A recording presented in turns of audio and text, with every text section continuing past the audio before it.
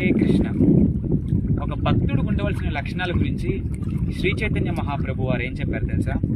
నాహం విప్రో నచ నరపతిర్ నాపి వైశ్యో న శూద్రో నాహం వర్ణి నచ గృహపతిర్ నో వనస్థో యతేర్వా కింతు ప్రోద్యం నిఖిల పరమానంద పూర్ణామృతాబ్దే గోపీ భర్తు పదకమలయోర్ దాసానుదాస.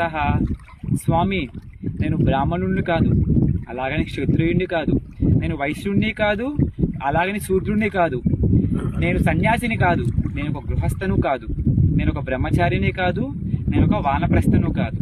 నన్ను నేను ఏ విధంగా చూస్తానంటే గోపికలకు ప్రాణనాథుడైన శ్రీకృష్ణుడు. ఆ శ్రీకృష్ణుడు అంటే ప్రాణాధారంగా భావించే ఆ గోపికల యొక్క దాసానుదాసుడుగా ఉండాలనేదే నా చిరకాల వాంఛ స్వామి అని చైతన్య మహాప్రభు వారు శ్రీకృష్ణుని ప్రార్థిస్తున్నారు.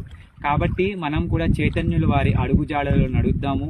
ఆ గోపికలు చూపించిన ఆ ప్రేమపూర్వక భక్తియుక్త సేవలో నడుచుకొని శ్రీకృష్ణ భగవానుడికి సేవ చేద్దాము. హరే కృష్ణ.